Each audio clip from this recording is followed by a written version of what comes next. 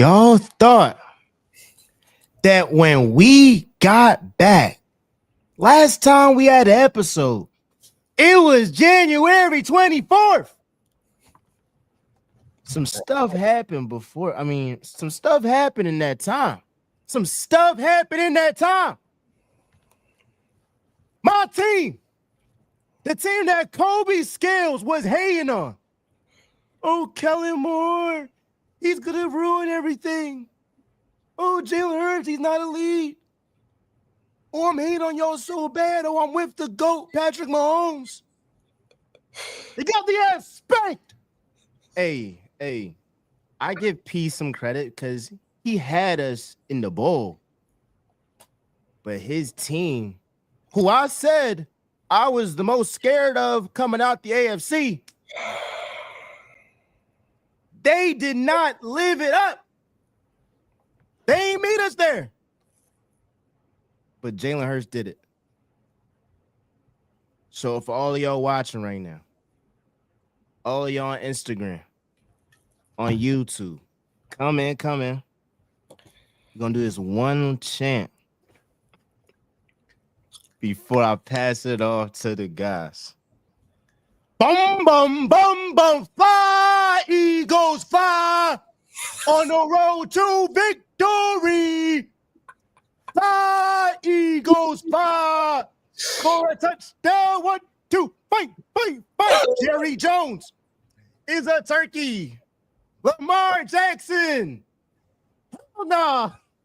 Fly, Eagles, fly, on the road to victory.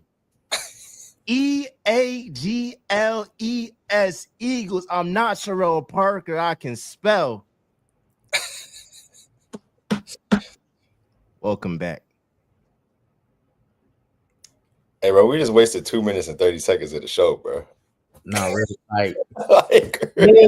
And then I want you to know, like it's April. I don't even care no more. I don't even care no more.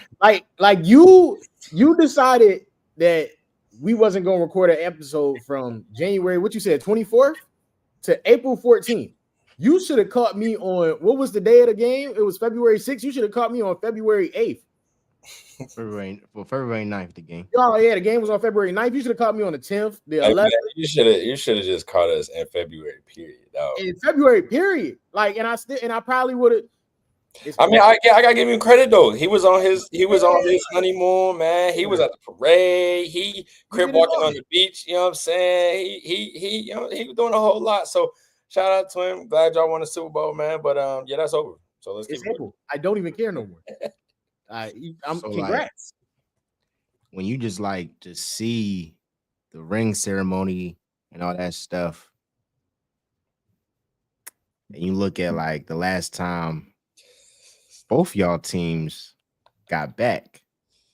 I mean, Cole wasn't even a thought. But P, how you was like what, 9, bro? What, in 2012?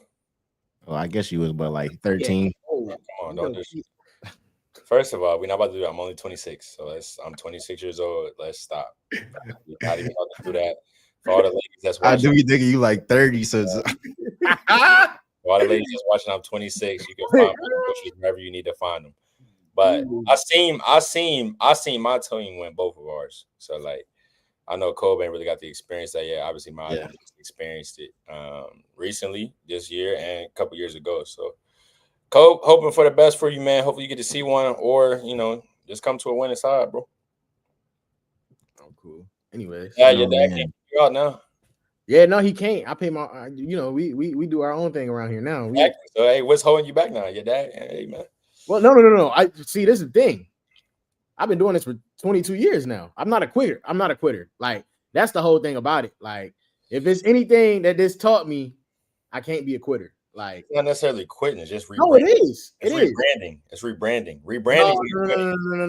No. When you do something for 22 years, and then like with no and then you just stop, like that's quitting, bro. Michael Jordan did it. Huh? Michael Jordan did it. Did what? He played basketball for 20 plus years. He stopped to go play baseball, and then he was like, "All right, I want to go play basketball again." No, that's different. Why you can't do that? That's different. Why is that different? If you was a Commanders fan, I'd be like, all right, I can buy. You know, you buy Virginia. You know, you're in Virginia. That's kind of. I just don't understand the cow. Like, I just don't like. There's a lot of people that do things for a long time and then they go do something else. You can do that. That's quitting, bro. That's not quitting. And this is if we were regular, y'all. This is the thing about it. If we were regular people, I would think about it. But like, I'm branded as a Cowboys fan forever now.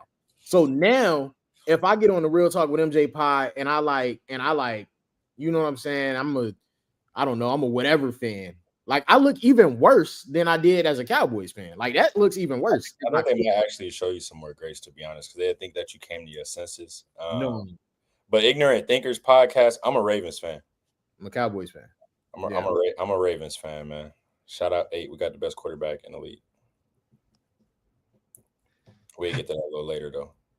Man, oh man. Nigga, Miles tweaked out. Did you see the video? Did you see the video, P? I'm not going to acknowledge. Okay. I've been letting him have his run. Because he rightfully so. He deserves it. Let him have his run. Because he might not have another one of these for a little minute. So I don't know. Because they only let Jalen ain't getting. There we go. So look, we're gonna talk about Jalen being top 5. You know, y'all know how I feel. I got him top 2. He not top. No, he not 2. It's like, no, I'm playing. No, he 2. But like, it's a whole bunch of topics. We got some NFL stuff. NBA playoffs this week. Y'all know how we was last year when I was doubting the Celtics all year. And I had to go on a little apology tour with them. But shout out we're gonna start off with some college football. And there's this guy who frankly shocked the NIL space, the college football, college sports space. Tennessee's quarterback, Nico Iamaleava. Bro. P, how you say it, bro? My boy Nick. Yeah, how you say, bro? How you say his cousin name? Let's just say Nico, bro. Nick, yeah, my man Nick. You feel me? 20 years old, and he essentially was going to get $2.1 million from the University of Tennessee. You know, a lot of times in professional sports, they have holdouts. You saw that with Jamar Chase to an extent, a little bit. You saw that with CeeDee Lamb.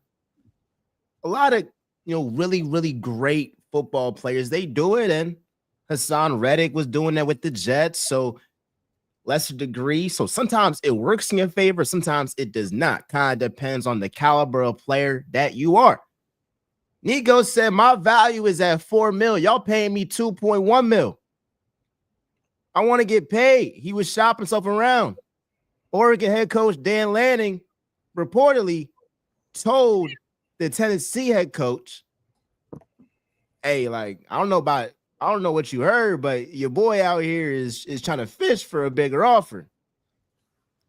Well, because of this, Nico in Tennessee, they're no more, as Nico looks to become one of the highest players. Well, he already is one of the highest paid players in the sport, but he's trying to get that bag and then some. So we got somebody here who coached at Tennessee. It wasn't football, it was basketball, but he's very familiar with college athletics, college sports. And P, we got to start off with you. What's your whole thoughts on Nico trying to get $4 million and just the overall NIL in the college space? Starting off with Nico, because that whole NIL thing's that's another. But starting off with Nico, I don't think it's just about money. I don't think it's just about money. I think there might be something else going on there that hasn't been spoke about, but I think money is the headline puller. And it creates, I think he's being used as the example. Because it creates like everyone's been trying to put like a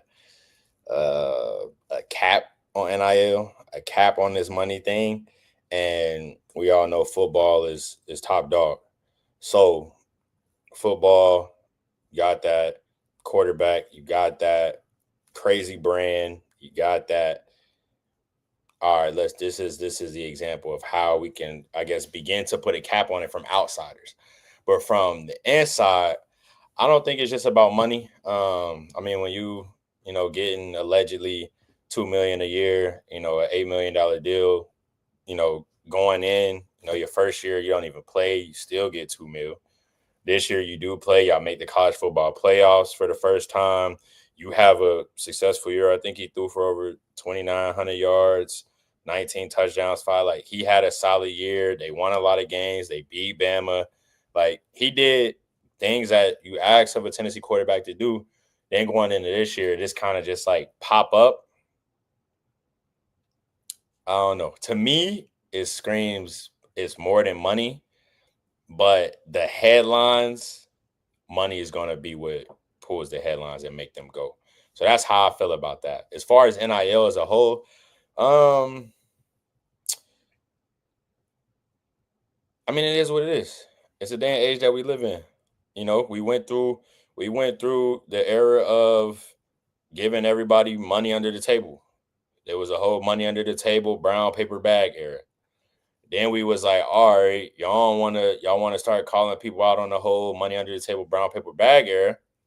Let's now go to everybody just gonna go one and done, or go do something as early as possible, especially from a basketball perspective. But even from a football perspective, players start going to school, red shirt and gray shirt, and play a year. Now they, all right, cool, I can get to the league. And now we got money in college, so now it's like, all right, I can get paid. Why not? For a lot of these kids, honestly, this is probably the most money that they might make in their life. Like, they might not make this much money ever again in their life. So I feel like a lot of the narrative that may be being pushed towards, kids now and recruits now is get it all while you can, wherever you can get it from. Instead of, still trusting the process and, seeing everything through and being a pro. And you hear about it. The thing is, though, I don't think from the overall landscape, it's as bad as it seems. It's just, we always hear about the negative situations, or the situations that didn't go so well. We rarely hear about the situations where, yeah, I had this kid since NIL started. They've stayed with me. We've had a great relationship. They got what they needed. We got what we needed, and you go on about your day. We don't really ever talk about those. So we only hear about, oh, this kid's leaving because I ain't have 10 more grand to give him, or I ain't have 2 more meal to give him. But we don't hear about the kids that stay put and trust the process and still become pros and have great careers or whatever. So I think it's a hit or miss, it's situation to situation when it comes to NIL, but it's the day and age that we live in. So I honestly wish people would stop complaining about it. Like, I wish people stop complaining about it, because at the end of the day, in college sports, the main thing that matters is wins and losses. If you win, you don't really have. Once you losing, that's where the problem come in. So in sports, at the end of the day, it's always going to be wins and losses, no matter how much money you giving out. No matter, like, if you give out all the money that you got and you get the best talent and you lose, it don't matter. If you give out $15 and y'all go win y'all conference championship and a national championship, ain't nobody gonna be talking about NIL. You feel what I'm saying?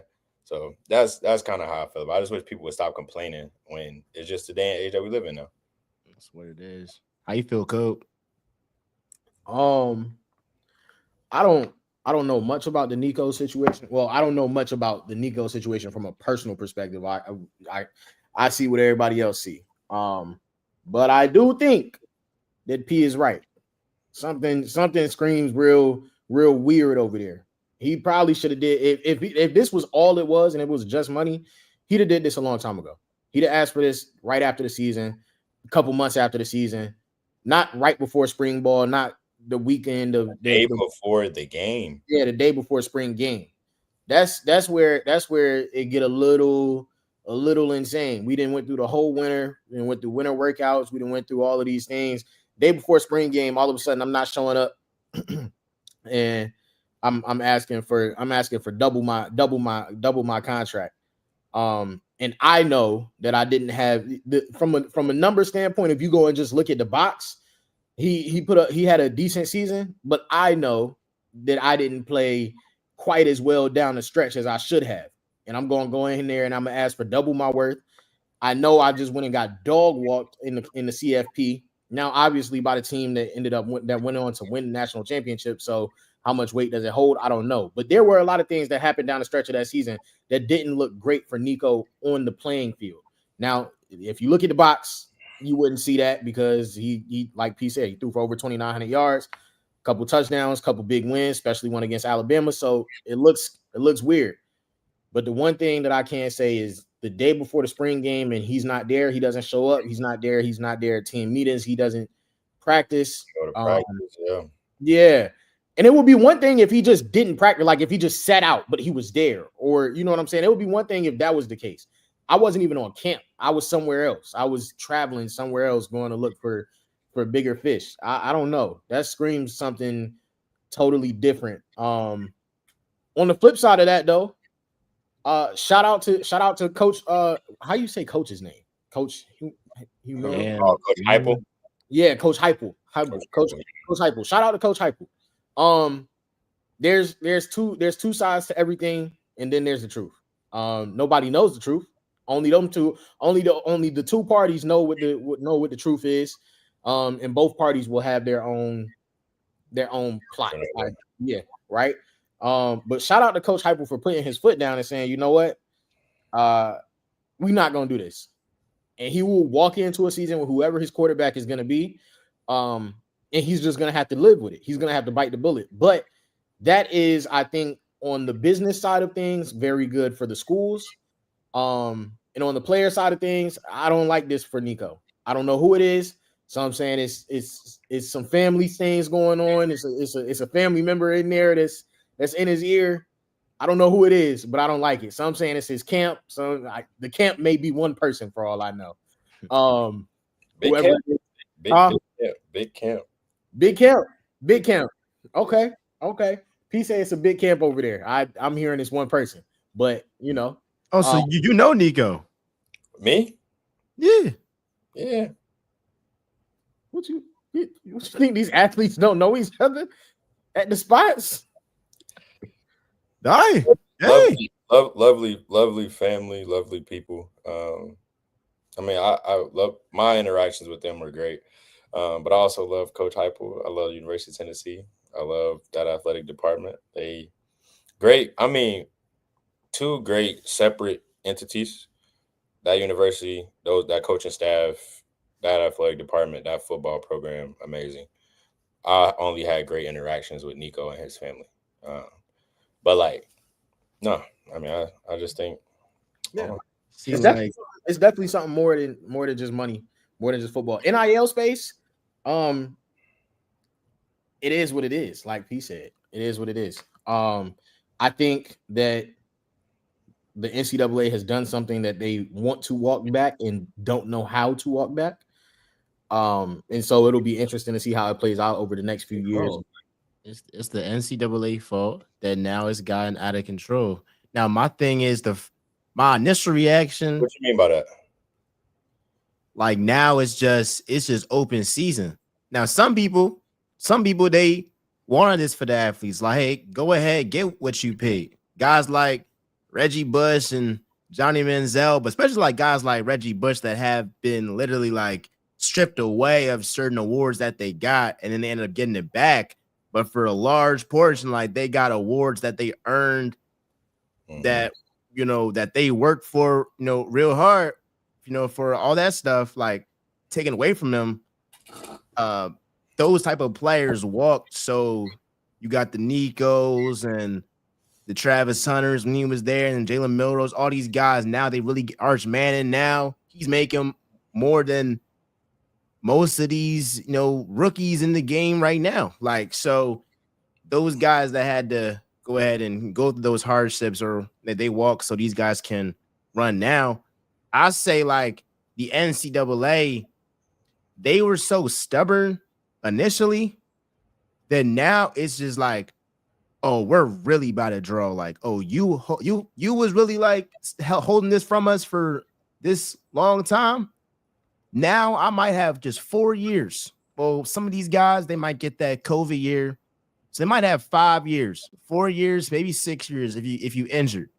I'm gonna make the most money in these amount of years that I'm playing. And so I don't hold it back from the athletes now that I think about it, taking like looking at like the big picture. I will say when I first heard the story, I'm like, bruh, this ruining college sports. When I really think about it, like, can I stop you for just a second?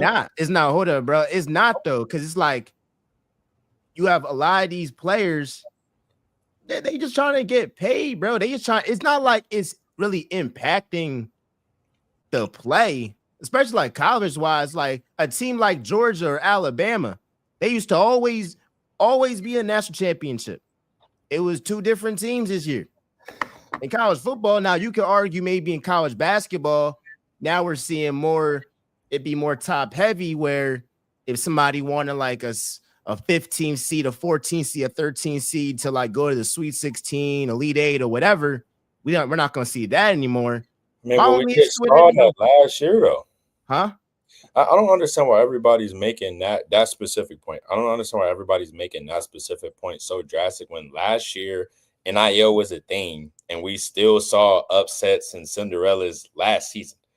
So like NIL has been a thing for a couple years now. Every year it's going to keep as the longer it goes and the more that there's no salary cap, all the teams that really got that bag are going to have the best players. Like when it's first coming out, then yeah, it might be, you might still have that like a team that maybe less talented or whatever.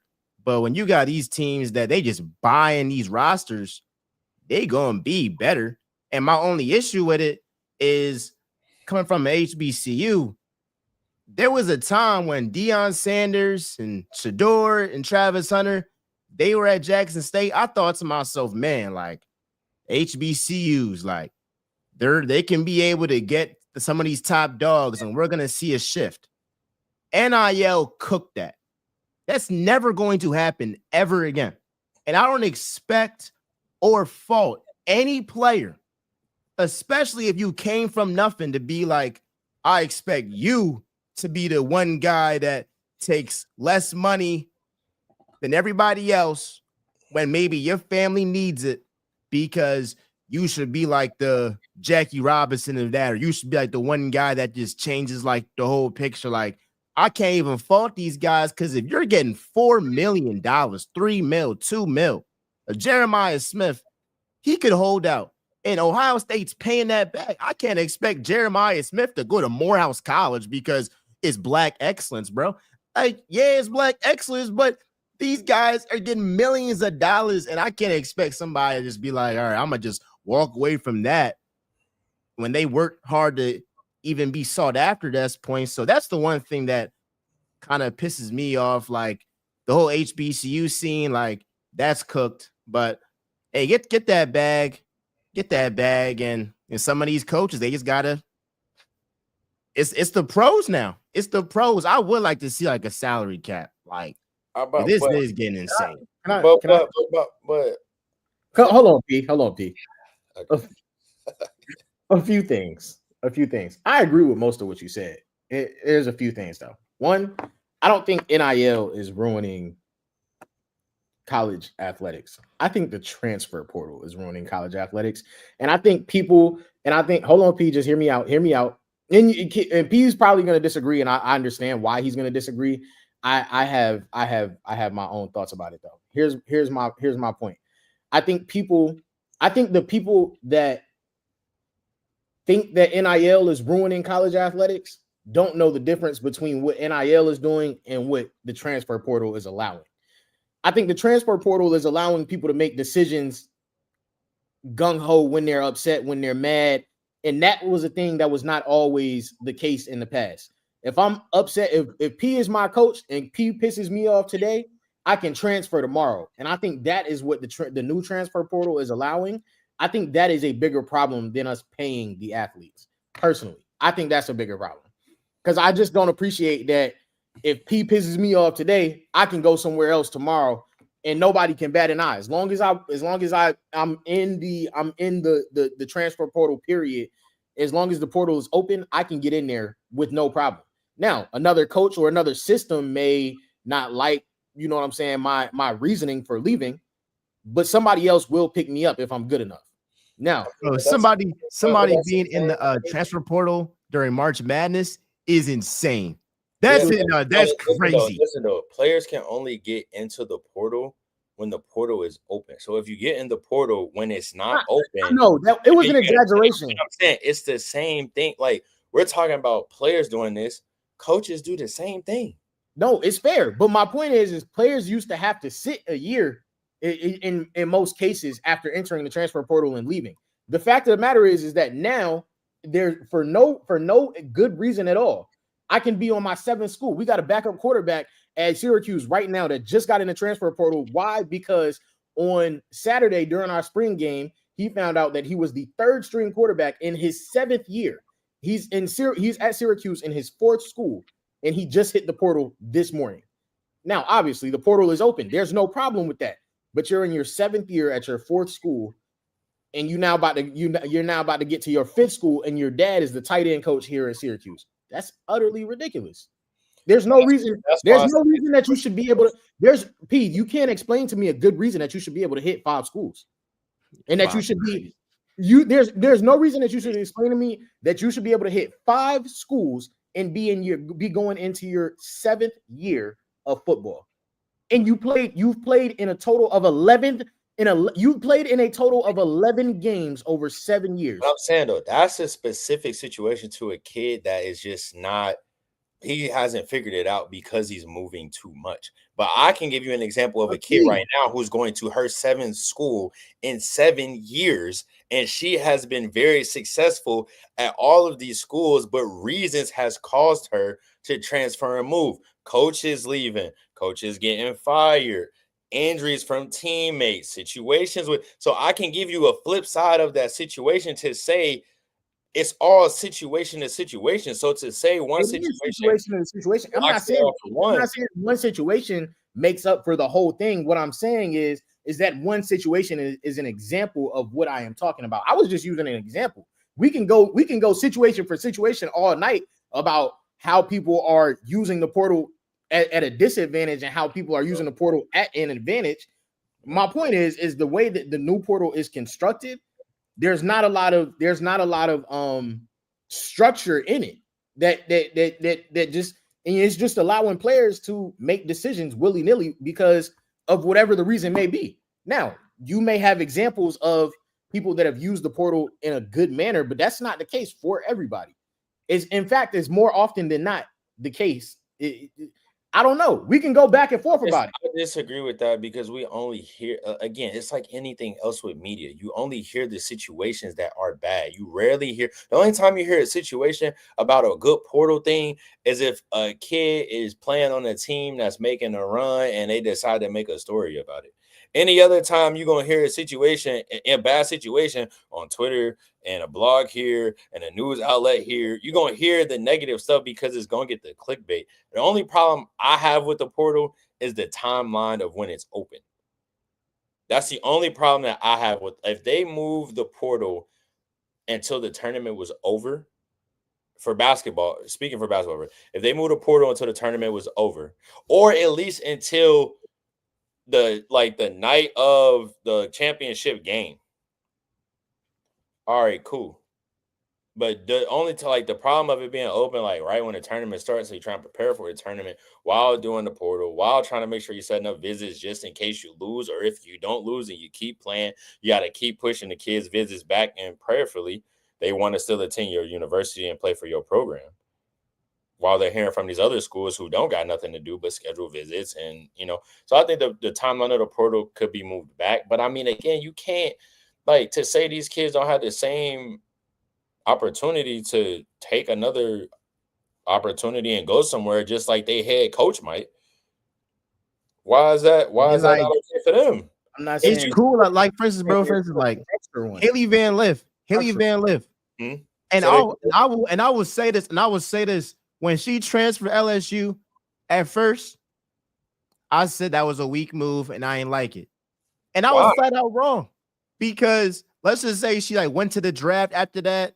She might not even have gotten drafted. Maybe she would have, but obviously like, her stock is way higher now than it would have been last year coming off that season there. Then she transfers to TSU, has her best season, even better than what she had at Louisville. So there's situations where it worked, but she only transferred twice. If you're transferring 5 times, I'm sorry, you're a scrub. Unless it's like some unforeseen circumstance, but no good player is getting transferred 5 times. Like, what are we doing? So I think what like Kobe's saying is like, bruh, if you the third string, it's just 7th season. At some time, my dad will say, look, there's a season for everything, and your season's over. And you're not playing ball no more professionally. That's just out the door. So how about you just get your education at this point and rock out? Like what are we talking about? You feel what I'm saying? Like, it should at least be like 5 times, 4 times. It's gotta be some regulations. Because I'll bet with you, if you coaching during March Madness and the portal hits during March Madness and you got players on the bench in the transfer portal, I mean, at least in the NBA, it's after the season. And that's why I said the timeline. I feel like it should be moved until either the end of the tournament or the championship game. But like, you just can't. I can't really say that players that transfer. To me, you never know what a kid is transferring for. Like, you never know what a kid is transferring for. The first time could be, okay, I want to play at a higher level. The second time be, I go to a higher level and the coach leave. The third time could be, okay, I didn't transfer here. I got into it with some teammates and it didn't work out. And realistically, out of those times, the third time is actually the first time where it's like, okay, questionable. Why did you get into it with some teammates? That's the first questionable transfer. So like, you never know why a kid is leaving, just like you never know why a head coach is leaving. Because if I transfer somewhere to play for a coach and she chooses to dip, but at what point? This is the last one. At what point does it become like, all right, bro, this is too much? Like, after that 3rd time, after that 4th time, after that 5th time, like I'm genuinely asking. I necessarily say, I think we at the same page as you trying. You trying to say, look, it's not just black and white. That's what you trying to say. It's not just black and white. Like, to me, I can't necessarily say it's too much because you never know what a kid is dealing with. Sure. You never know who a kid is around. You never know how a kid is treated. Like, you never know, and you honestly won't know unless you was there, or if they just truly break down and spill it all out one day. Like, because there's some really great individuals that just had to transfer a lot of times. Of a family member could be sick and they got to move all the way back across the country. Is that a bad reason for a kid to transfer? No. That's what I'm saying. Like, you just never know. So me as a coach, I choose to give grace to that. I know some people look at it as like, oh, where's your loyalty? Or, oh, where's this? I don't even think it's about loyalty. I think life throws you curveballs. I think life throws you a whole bunch of bullshit that a lot of times you can't change. You can't fix. This is if we preparing kids for life, if we preparing kids for life, adversity, the league, anything. At what point do you tell that 7th year kid who's on his 5th school, his 5th transfer, who went from Penn State to FAU to Syracuse, now is transferring again in his 7th year? At what point do you tell him, like, yeah, bro, like, adversity hits, shit gets tough. It is what it is. I mean, it's at the same point that you tell a pro that ain't got shipped around to 5-6 different teams, but man, we love you, man. We just but you know what? The pros don't get to make that decision. What you mean? They're under contract. The pros don't get to just. But no, what I'm saying is there have been players under contract. They say, man, it really ain't working out for. We send you over here. We train you over here. All right, you get there. It ain't really working out for. We train you over here. That team has to make that decision, though. The team has to make that decision. And that's what I'm saying. That team gets to make that decision for that player. So why does not this player get to make that decision for themselves? Is what I'm saying to you. My point is life just doesn't work like that. If you get to the league, but why does it work like that for the team?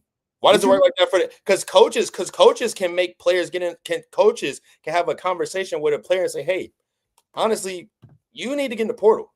So why can't we should just rip up all the contracts? We should rip it all up. I'm not saying we should rip all the contracts. I'm just saying you're saying that a player should not be transferring 5, 6, 7 times. But if a coach sits and tells me, "Hey, I advise you to get in the portal, or you pretty much not playing next year." But can we go back to my original statement? My original statement was the transfer portal is in a bad place because UP can be my coach.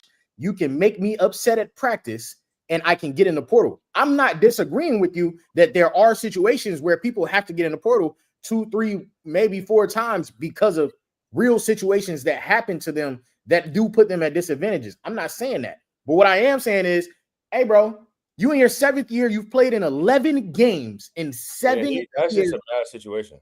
But this is what I'm saying, though. But what I am saying is just because you, as my coach P, have made me upset and something hasn't gone my way, that doesn't mean that I should just be getting in the portal. And what I am saying is that there are a lot of instances where right now college athletes are spoiled in the fact that just because you, my coach, have made me upset or I don't like my place on the depth chart on the roster, we used to have transfer portal waivers. You know all of this. I don't even have to explain this to you.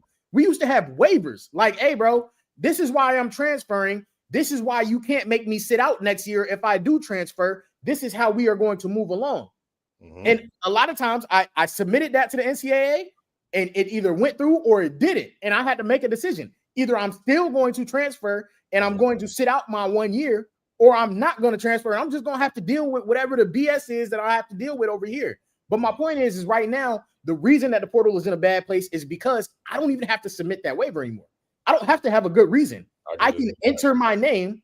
I can enter my name for no valid reason, and I don't have to explain nothing to nobody other than the coach that picks me up next. That's not good because that's not how life works.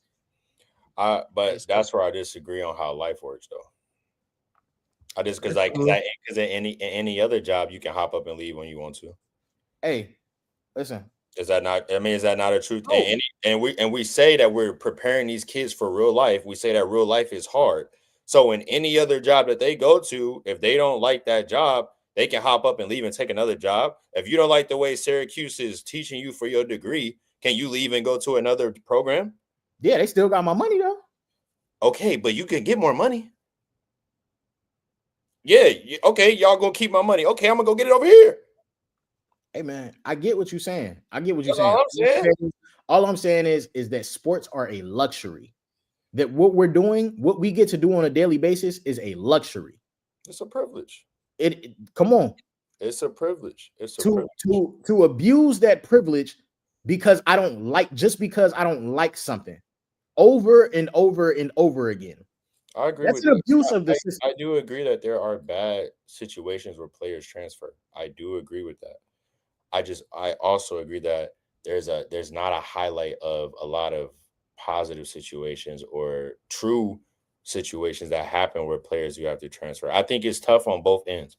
For coaches, it's tough for us because you never know if somebody might leave, if somebody might not. You got to bite your tongue on certain, like, it's tough for us.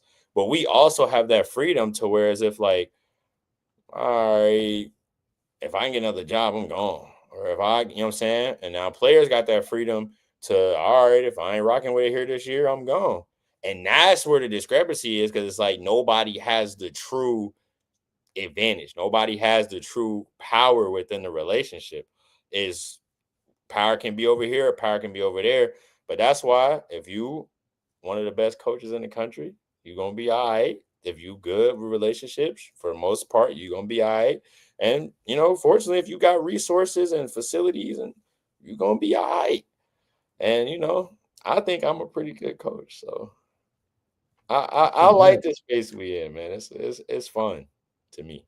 And this is a good convo. It really like shifted from the Nico stuff because we all pretty much on board with the NIL. Like, these guys, let them get paid. But the transfer portal, and that's when it get a little bit more controversial. But we're gonna shift gears to the pros. The pros, and gotta talk about this Sun situation. I'm gonna pass this to P again as he's a coach. And in the NBA, we've had several coaches the past month get fired. Mm-hmm. Well, it was Jenkins from the Grizzlies, and they in the playoffs. Mike Malone, shocker with the Nuggets, like 3 games before the playoffs start. It was so bad, they was like, hey, everybody in the locker room is miserable. It's miserable. They fired him 2 years after winning a championship. And Mike Budenholzer with the Suns. Now, that was more... Breaking news. That was more, like we could kind of see that a little bit more. Like they don't make the playoffs, but how do you feel about just the life of a coach in the NBA? I mean, it's just like it's quick. And all these guys that I mentioned, or at least like they've been some pretty damn good coach. Like you're talking about Bud. It wasn't too long ago he won a championship. He's been a coach of the year before. Even like the guys on like the Suns or in the Suns organization these past 3 years, you had Monty Williams, Frank Vogel, Mike Budenholzer. All these guys at one point in their career won a coach of the year. So it's not like these guys can't coach. I'm just sorry, it's not like these guys can't coach. Maybe it's a chemistry thing, whatever the case may be. Again, the Grizzlies obviously in the playoffs. Nuggets, that shocked everybody. What's your thoughts on the Sun situation? And if you want to broaden it out to just life as a coach that you see it in the NBA. I mean, I think the biggest thing when you talking about this is you never know what's going on behind closed doors. You never know what the locker room's like, what the camaraderie between the coach and staff is like. You never know the relationship between head coach and GM. Like when you turn the TV on, you see, oh, the Nuggets fired Mike Malone. But we don't know if Mike Malone and the GM over there in Denver got into it, or if he got into it with somebody that's close to the GM or into it with people on his staff. You never know why somebody's getting fired. They're going to give you a headline that they can control the narrative and keep, but like you just never know what's going on. And being a coach and being on a staff, like there's so many things that go on throughout a season, that so many fires that you put out, so many little things that you have to kind of manage and just take the reins of before it becomes a big story. And like sometimes those fires don't always get put out, or those things don't always get managed, and they kind of linger. And then it calls for situations like this. And I think it's tough on coaches because you do the best that you can for the players that you have. You do the best that you can for the staff that you have. And especially when you're that top dog, which I haven't been a head coach yet. But just from the head coaches that I've got to learn from so far, it's a lot of responsibility there. And, some things you know about, other things you might not know about. But at the end of the day, it could end up being your fault and cost you your job. So I feel like, I feel like when it comes to Central, it was just you got a top player who don't really vibe with the coach. KD has made it clear that he ain't really vibing. He just here to hoop, play ball. And then you got a situation to where like you brought 3 guys together and thought it was going to work, and they didn't. And that, like I said, losing causes more problems than there probably actually are. You know what I mean? Because now emotions and feelings get involved on top of the losing the games and it not being, everybody in a good headspace. So that's a tough one. The Nuggets one, I think that's, again, another one of those things like we just talked about with Nico.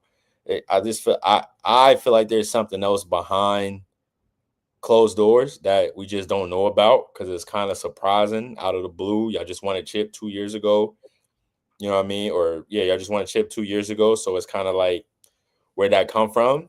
But I mean, again, everybody's trying to make the moves that they feel is going to put them at the top of whatever their respective field is, and that kind of makes it that kind of makes it tough. So, to me, as a coach, we got it tough on our ends, but we also have a lot of advantages. So yeah, that's how I feel about it. Yeah, like the Mike Malone thing is definitely something else. Hold on, pause. Shout out to them for retiring their jerseys. That's hard. That's insane. That's hard. I'm not gonna lie. Get it out the way. That's hard. I'm mad they put Shiloh on there because Shiloh should most definitely be on there. But the fact that they're getting their jerseys retired, Travis Hunter, Shedeur Sanders, two of the best college football players ever to play college football. Shout out to them. Retirement for 2 years and no college playoff. It's crazy, but the influence Deion have is crazy. You gotta think about they changed college football though. For 2 years. For 2 years. They had more viewers than anybody for 2 straight years in the history of college football. Retiring a jersey? What you mean? For 2 years and you don't even get a top success since 1990. We ain't had no type of hope or success since 1990. So what's the standard? Is it clicks? Is it viewership? Or is it wins? Or is it championships? The foundation has been set. We are a good program now, trying to be great, but these two were the foundational points of us being a good program. Stamp them. Like if they want to say, look, you want a Heisman. What do you mean? I don't care about no college football playoff. I want a Heisman, and then the other guy won National Quarterback of the Year. Stamp them. Retire my jersey, bro. Stop playing. Stop playing. Don't retire my jersey and see how much viewership and fans y'all get in this arena. Because we can bounce. they already got it. It ain't. They already got it. Already got what? The viewership. But I'm saying, though, don't retire my jersey. We can bounce. It ain't like people ain't calling. They already did bounce. No, I'm saying all of this can bounce. Deion can bounce. Bucky can bounce. Well-off media can bounce. Don't act like people ain't calling. Don't retire these jerseys and see how many fans get in this arena, how much viewer. All this prime experience can politely experience somewhere else. So retire these jerseys, or we can have a different conversation. Because like we just talked about, Cole, them contracts can easily be. I can go get it somewhere else. Money good. I'm not sure that was the conversation. I'm not sure that the conversation. We can get back to the NBA though. But I'm not sure that the conversation was retire these jerseys or everybody bouncing. I don't think that was the case. Hey, I'm just saying. Colorado probably did this, and they're retiring them at the spring game too. Yeah, that's hard. This was a right now thing. We gotta do this right now. We're not waiting. We're not waiting until they get drafted, then they come back. Now we're doing this right now when they free on their time. Retire these jerseys. It's probably in the contract, to be honest. This is a little insane, but it's not insane. I just want to Heisman. It works. Not everybody that wins a Heisman at every school gets their jersey retired. How many Heisman do they have? What is the bar? It's everybody's bar is different. The bar for Duke men's basketball is different than the bar at Long Beach State. No, I feel what you're talking about. All I'm saying is like, thank you for your contributions. Yeah, but did we have to do that right now today? Yes. I'm free. Right. I'm free. April 19th. I'm free. All right, fair enough. I'm free. April 19th. Why not do it? What you want me to wait till? You want me to wait till the season? And I gotta wait till my bye week, and then I gotta spend my bye week that I might want to go on vacation. I got jerseys retired that quick. What you mean? I'm a Heisman winner and I'm the National Quarterback of the Year. Retire me now. Wait for what? What are we waiting for? Just so we can say some time passed? We gonna retire him anyway? What we waiting for? For what? Okay.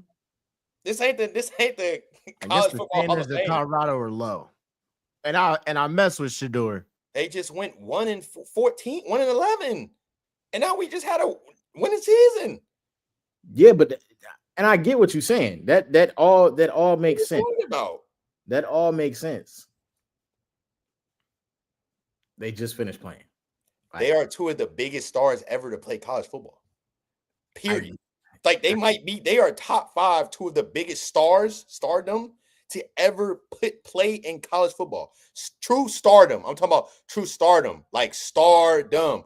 Must see, as you like to say, like Stephen A, box office.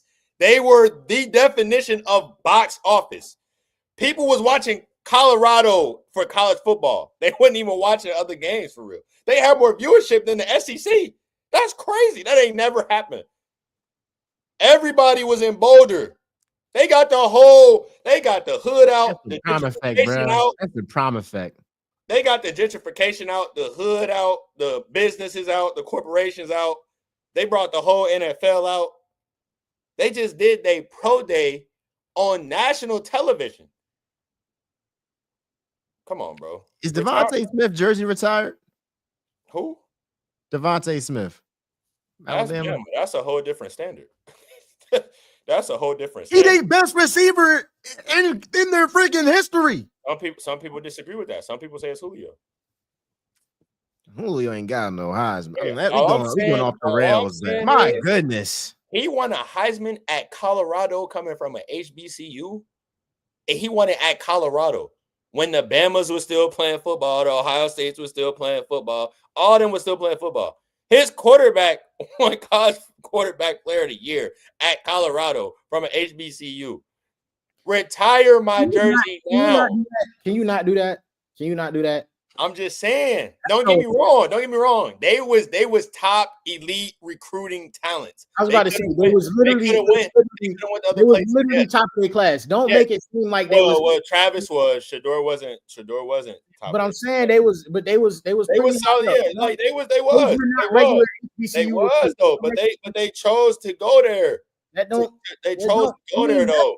They chose to go there though. It don't mean nothing. Stop making it seem like brothers. No, bro. See, and this why the NCAA and the transfer portal and NIL get to do the stuff that they do, because it's people like you that's gonna say that Travis and Shador was HBCU prospects, HBCU recruits. They did this out of HBCU. Come on, dog. They wasn't. Did they go there? Did they decommit from the NCAA institutions that were not HBCUs to go to HBCU? Did they or did they not? That's so oblivious, P. Is that the facts of the situation or not? That's all I'm saying. That's all I'm saying. We had FAU and we had Florida State. 2 Florida schools, might I add. They decommitted to go to Jackson, Mississippi. That's so bad. That's so bad. And then they left Jackson. That right there is the real reason that there's disparity at HBCUs, because of statements like that. That is horrible. That is horrible. Is that the real discrepancy? That's horrible. That's horrible. Why is that?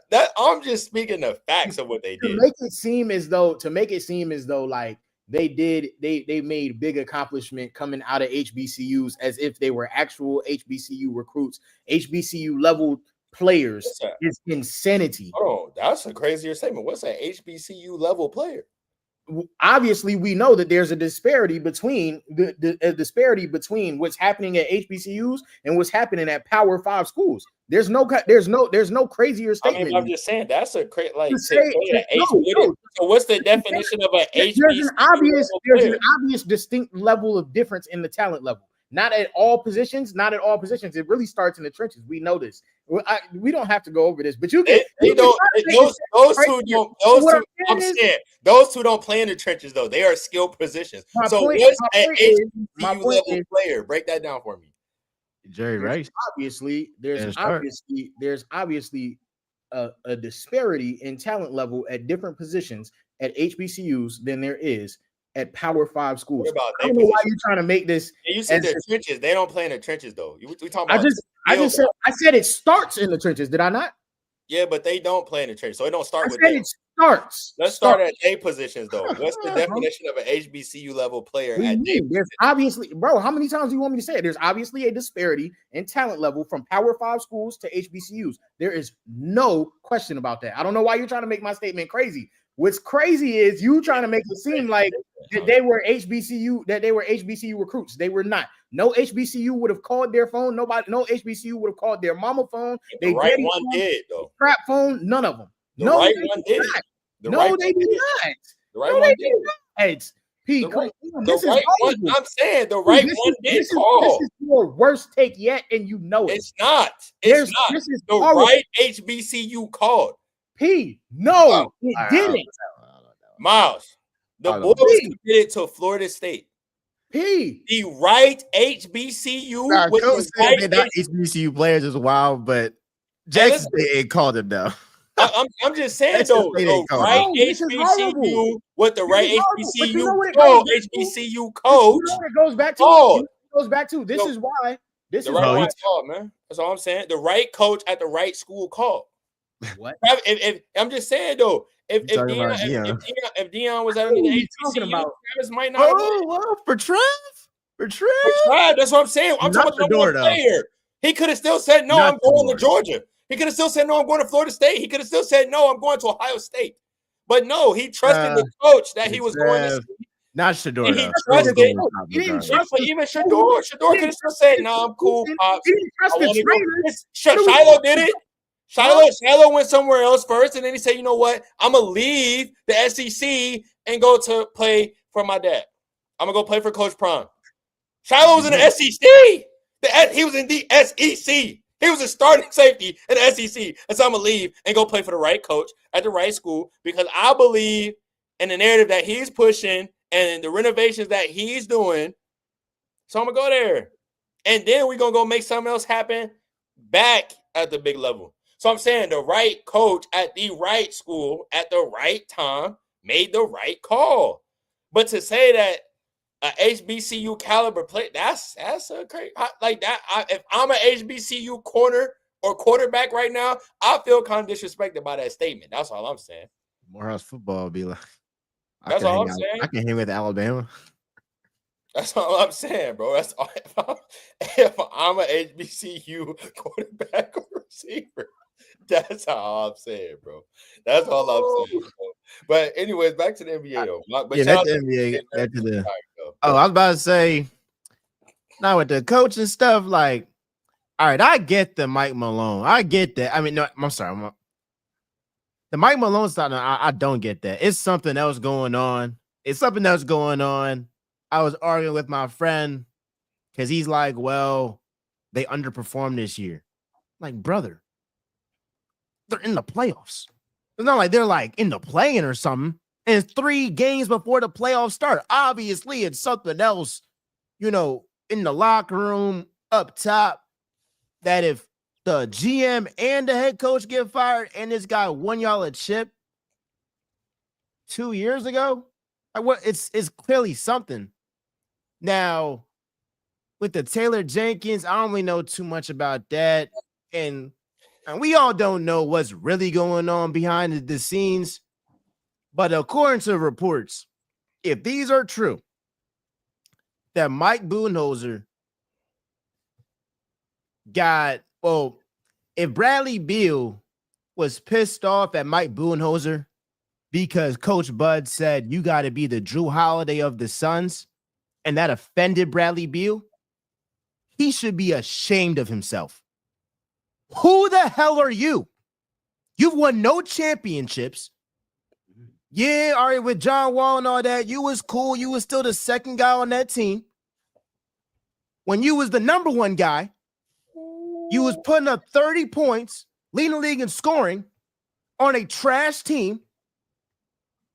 You and Russell Westbrook were stat padding. If you're with Devin Booker, who said, you saw P, you was there at that USA practice, and he tweeted, heck, I'll do it. So if Devin Booker, who is a superstar, who is surrounded by superstar players, he's saying, I'll do it. You got the nerve, the gall to not want to do the little stuff, and you getting paid all that money? I'm with Coach Bud because the Suns got 3 coaches in 3 years. It's not Frank Vogel's fault. It's not Coach Bud's fault. It's not Coach Monty's fault. Some of this on the players, and it's for damn sure on that ownership because they messed up the timeline for Devin Booker.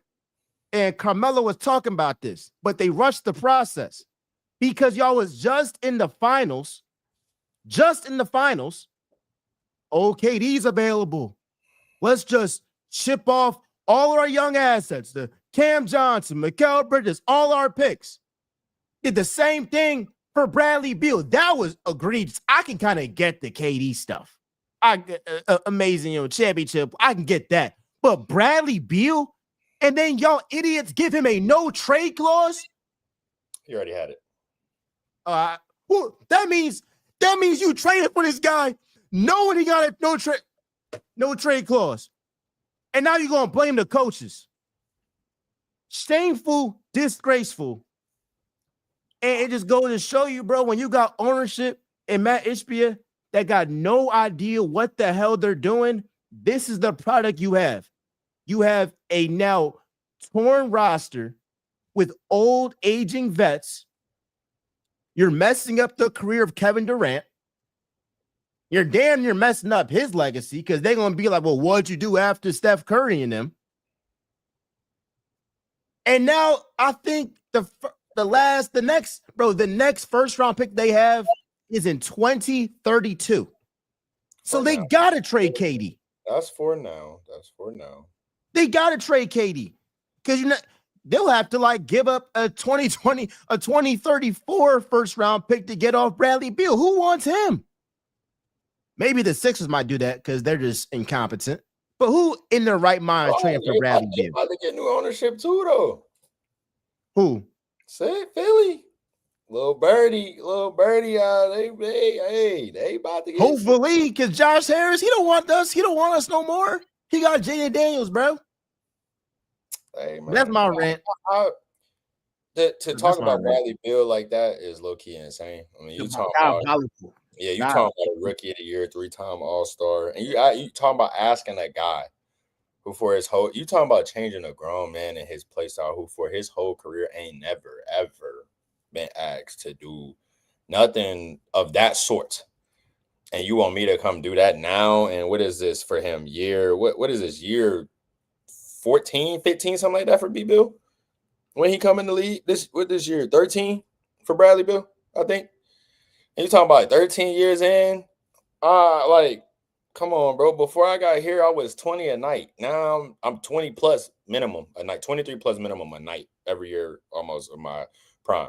And then you talking about me coming in and being this and that. That's just not what I do. And as Bradley Beal, he has the right to say, that ain't what I do. You don't pay me. Lose. But you don't, if you brought me here to be Drew Holiday, why did you bring me here? Drew Holiday ain't no bum. No. I'm just not saying Drew Holiday's a bum.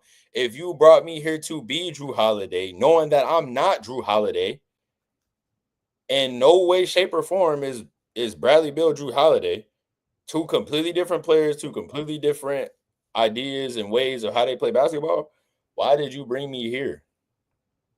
Drew Holiday is elite at what he does.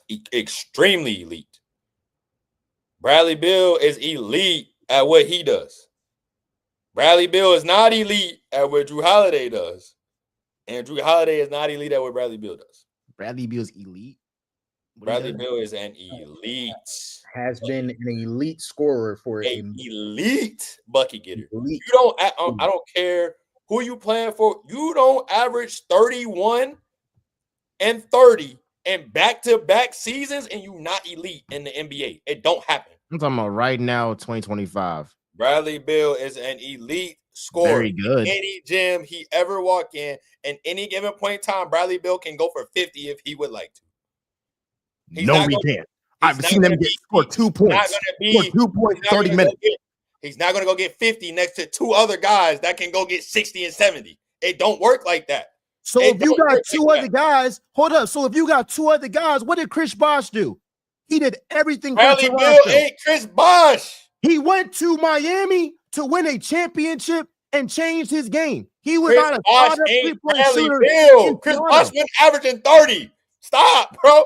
He's not Chris Bosh. He's not none of them guys, bro. All these big threes that's been happening. None of these guys were a primary elite number one. Chris Bosh wasn't. He was not an elite scorer. Did Chris Bosh average? Tell me when Chris Bosh averaged 30 over Bradley Beal. Tell me when Chris Bosh averaged 30 and 31. Hold on, Pete. Say that again. Chris Bosh over Bradley Beal in Washington 10 times out of 10. It's not even close. It's not even close. Bro. Okay. I'll let you have that. I'm not saying Chris Bosh is not a better whatever. But he had to change the game. Yeah, he's not Bradley Beal. Chris Bosh was he was the number one option in Toronto. That was the perfect puzzle. That's what I'm saying. You went and got a guy that had nothing to do with the other two guys that you got. You went and got Bradley Beal, who is the same as the other two guys that you have. That don't fit. That is not like Bradley Beal is literally Devin Booker in a different place.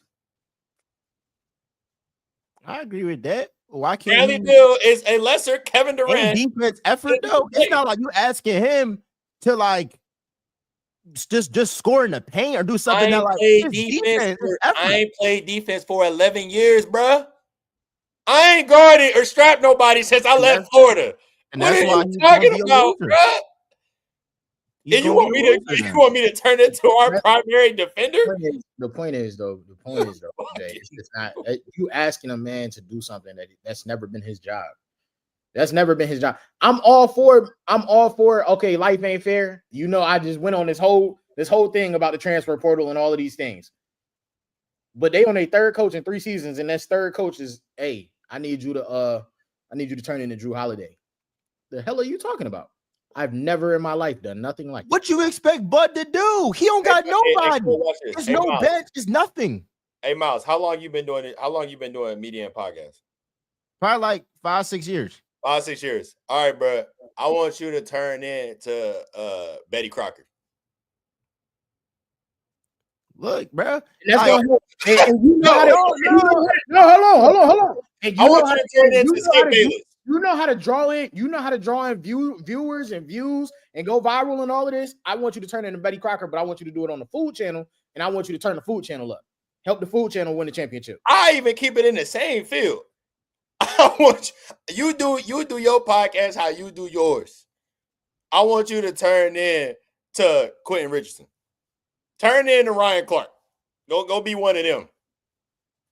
Look, if I'm surrounded by one of them ones, I'm going to try to accommodate. If I'm with Gillian Wallow and they saying, yo, we want you to be like Stat Baby, Pod, but like, you feel what I'm saying? Like, we want you to be more of a host. I'm with one of them ones.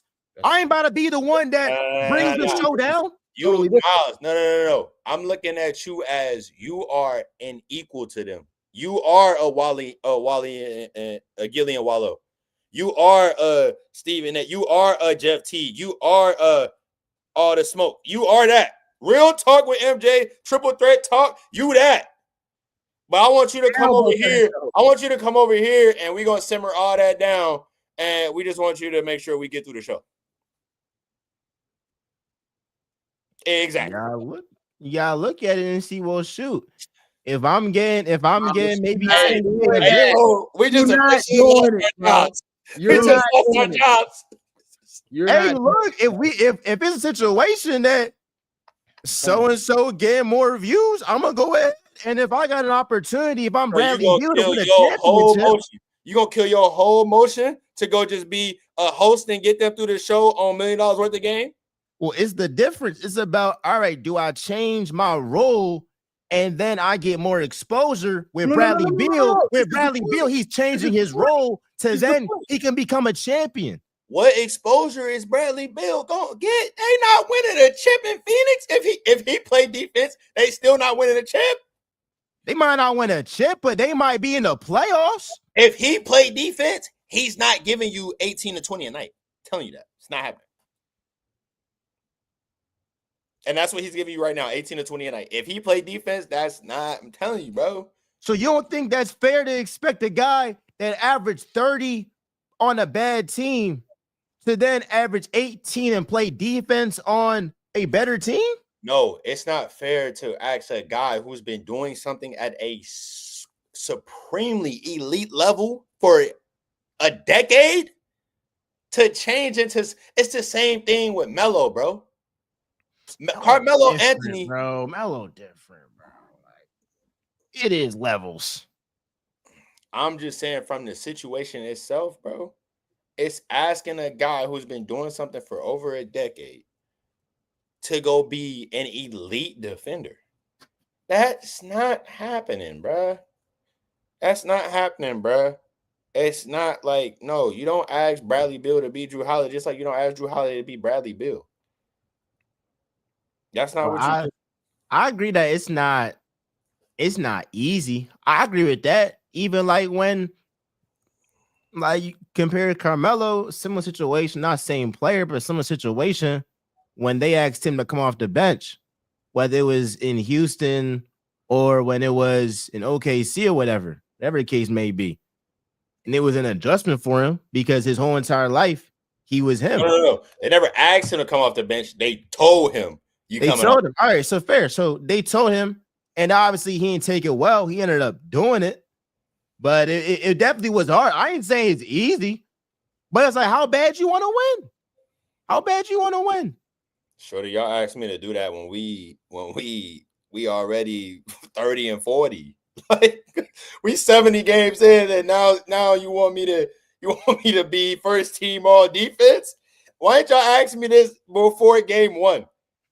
Before game one, okay. Now, hey, Bradley Beal, we need you to be first team or second team all defense this year on top of what you do scoring. Try to figure that out. All right.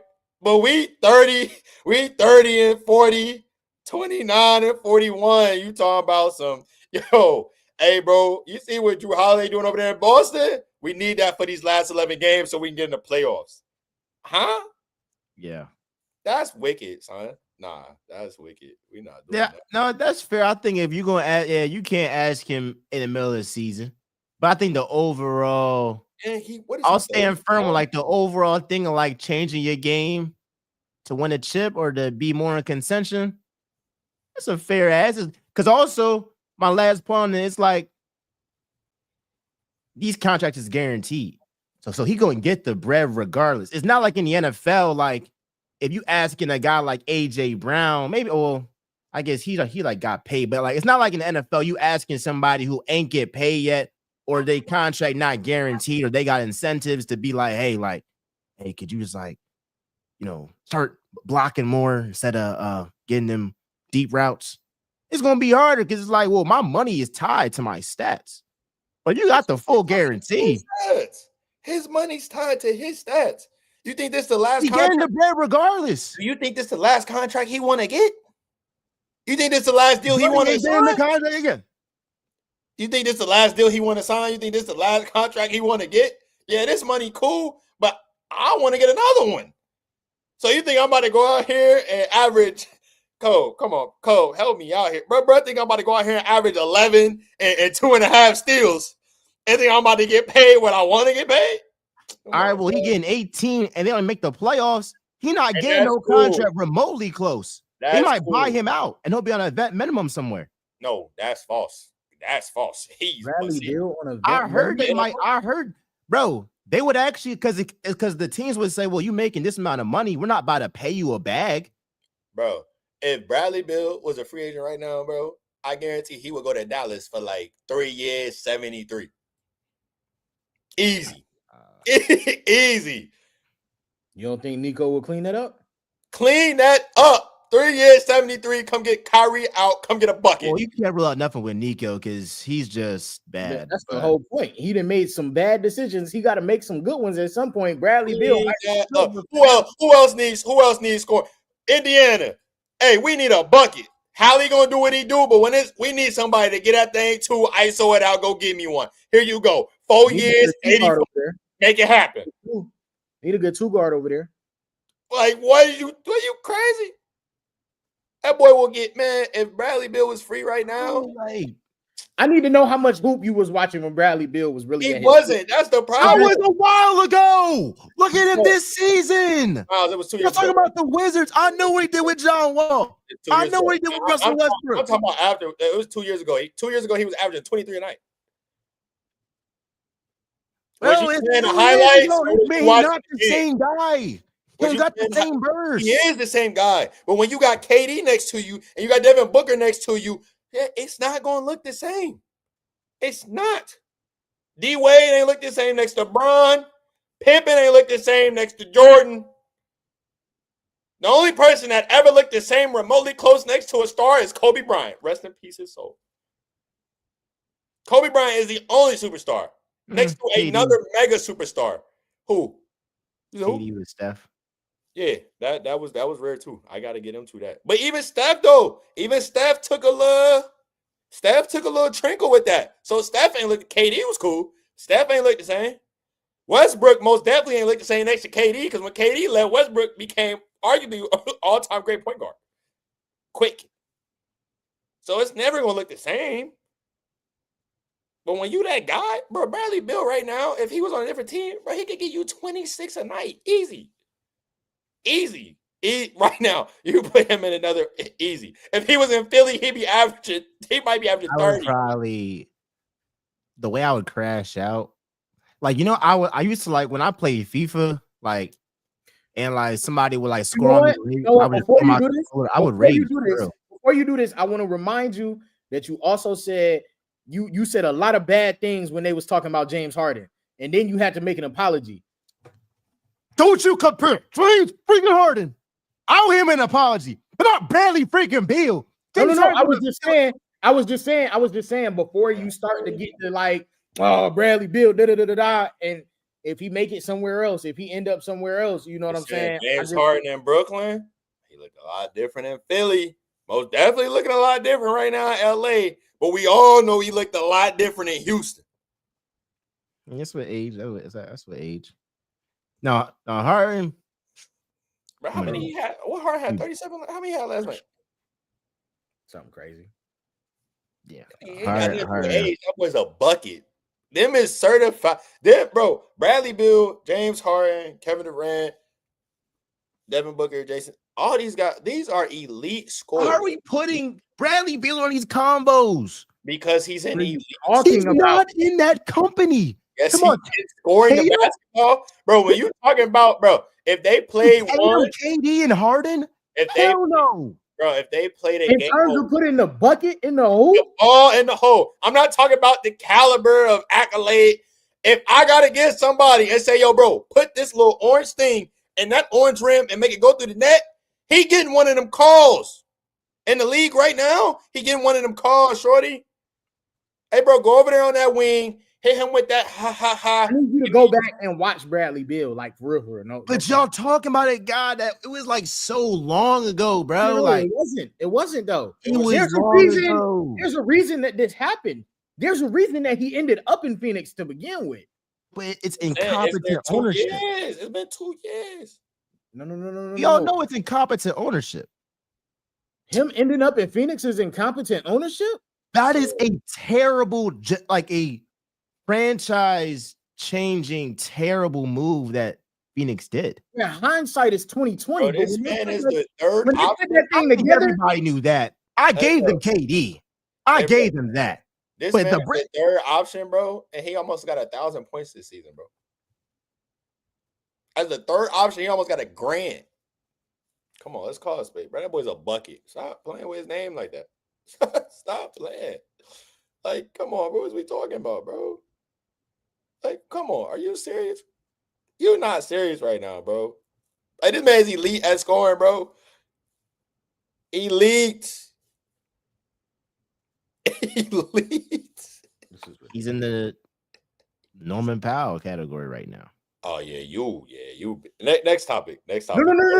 Please, I'm not doing this. Please clip this. Why are y'all trying to act like Bradley Beal and Norman Powell are at the same level right now? And actually, Norman Powell's better. He's bugging. Bradley Beal. You bugging. Bradley Beal would cook Norman Powell any day of the week and twice on Sunday. Stop playing my man Norman, yo. Bro, hey, listen, bro. Stop No playing my man Norman, yo. no disrespect to Norman Powell, but he can't hold Bradley Beal on no given day or no given hour at no given minute or second. Stop. This is just as bad as the Melo Ant thing, bro. This is just as bad. This is bad. Are you crazy? What? This is just as bad. Norman's the third option. Bro, in a game of 1-on-1 to 11, Bradley Beal's winning 11-2. Easy. Bradley Beal is in. I know Norman played defense. And he gonna get cooked. He gonna get cooked. It's like he get cooked in practice. Like he get cooked in practice by Harden and Kawhi and PG when he was there. He gonna get cooked by Bradley Beal. Stop, boy, man! Don't disrespect Bradley Beal. It ain't no disrespect to Norman Powell. I love the role player that he is in the NBA. Wonderful career. He's played multiple years. He's been very solid in his role and what he does. But he ain't no Bradley Beal, and he ain't close. Stop.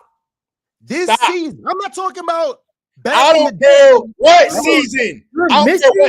You're missing that Bradley Beal plays beside Devin Booker and Kevin Durant.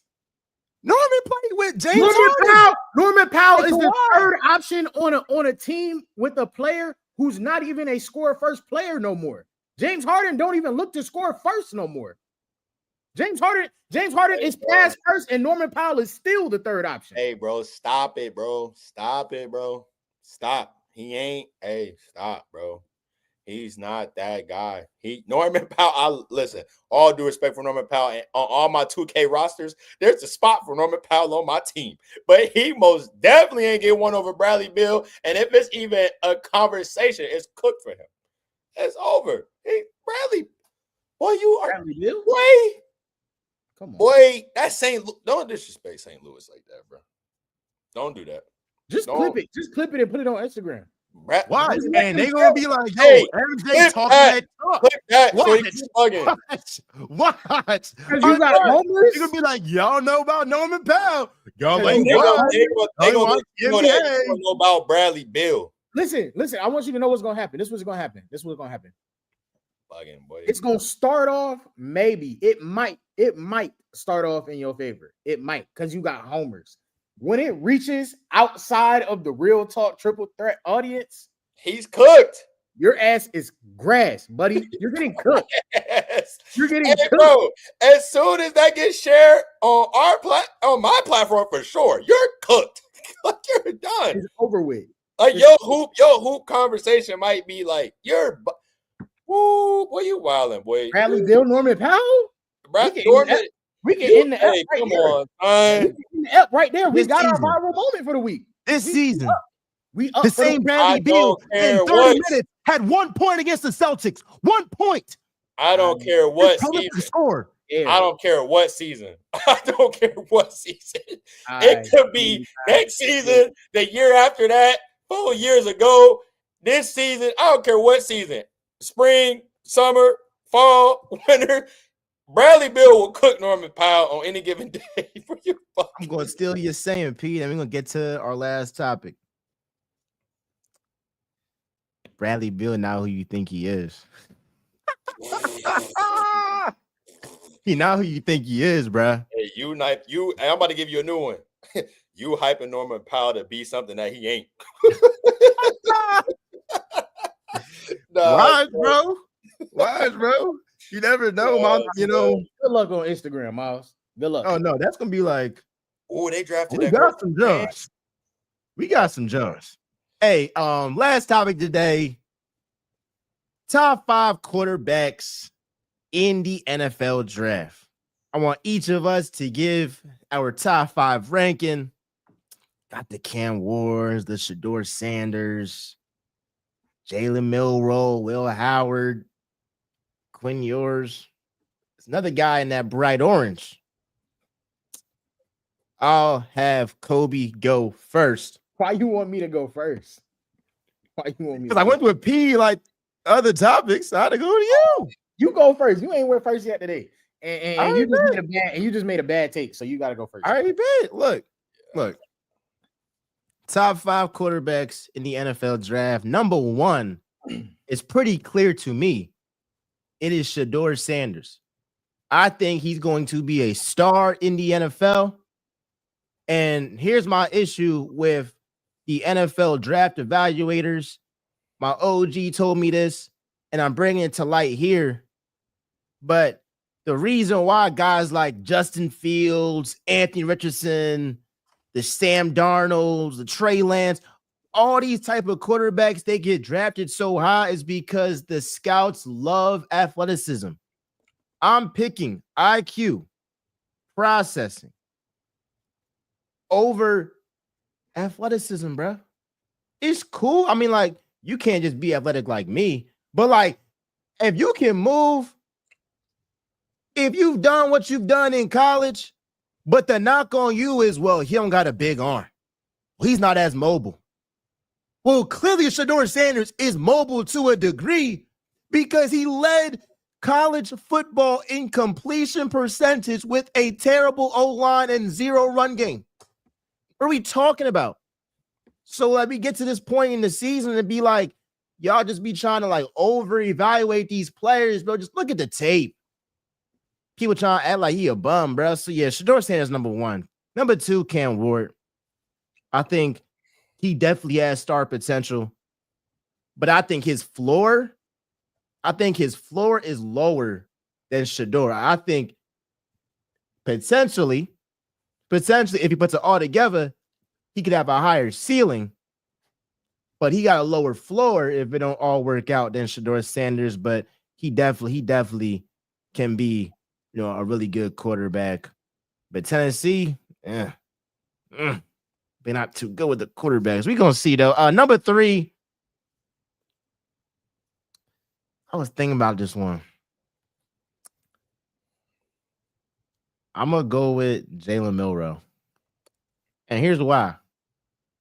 I went on that whole rant. About athleticism and how that does. But like at this point, it's like these, it isn't the best quarterback draft. It's not like last year where you're gonna have 5 or 6 quarterbacks taken in the first round. I think with Jalen Milroe, his ceiling is higher than any of the other quarterbacks between 3 to 5, for sure. If I'm the Steelers, if I'm the Giants in the second round, hell, the Saints. If Shedeur gets picked by the Giants, the Saints, you might as well just say, hey, let's just roll the dice with Jalen Milroe. I think Jalen Milroe can definitely be a competent quarterback, but he's a project guy. He's like Anthony Richardson. He's a project guy. He's number 3. Number 4, I'm going to give the guy in the bright orange some respect. Kyle McCord led college football in passing yards. Man, he showed up. And now we made it. I'm not going to have as good of a take. I'm not going to have as good of a take as Kobe will have because he's seen him in person and all that stuff. But I'll have Kyle McCord, number 4. And hey, for y'all in Philly, shout out St. Joe's Prep because he was lining up in St. Joe's Prep. So y'all know, some of y'all from Philly, y'all know. And at number 5, Will Howard. I'll go with him. Not really confident in that. I mean, his combine was terrible. And I don't try to take too much with the combine, but like, Cubs was just missing everybody. But yeah, I think Quinn Ewers, I don't think he's like that at all. I think that's pretty much it. All right, go ahead, Cole. You should, no, I really want you to go. You want me to go? I really just want to hear what you got to say. Not that I have anything crazy. I honestly, Miles going first. I didn't know Miles was going to have Kyle in his. I thought I was going to break the bank with Kyle. So okay. I mean, for me, I think clear cut is day. Shedeur Sanders is the best quarterback in this draft. I think Shedeur Sanders is going to have the best career out of all the quarterbacks in this draft. I just think like that, like he has it all. It's just about everybody stopping all the blasphemy and saying he can't do this. He from the all the garbage and fallacies that are being put out there about him. I just think he's clearly the best QB. So he's 1. I got Cam Ward at 2. I think Cam Ward from just a physical appearance standpoint, it speaks. He does have some zoom on the ball when he throws it. So I like Cam more that too. I'm interested to see. Like I said, it depends on his situation. Isn't like situation for him. I think is going to be important, but I do think he's a good enough QB to figure it out.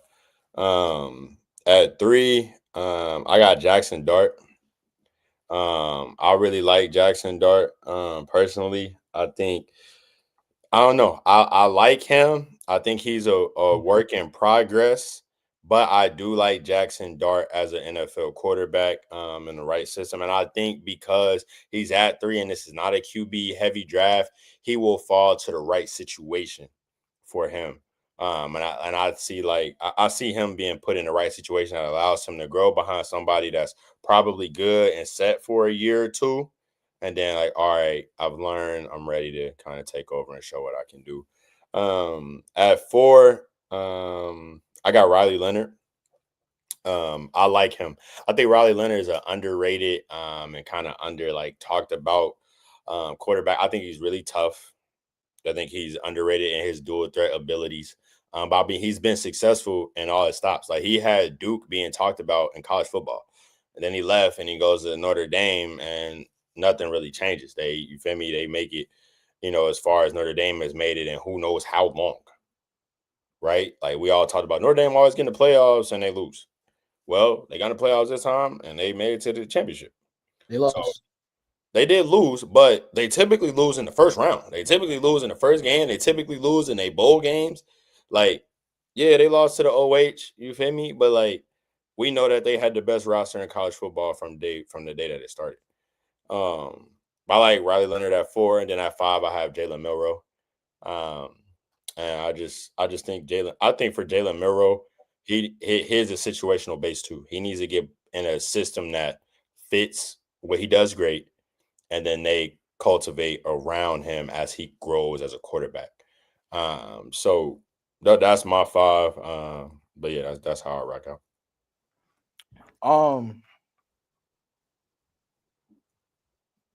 Can I ask where you have Kyle?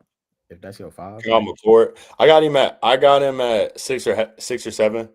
Him and Will Howard, they go back and forth. Like those two go back. You think Riley Leonard is better than Kyle? Huh?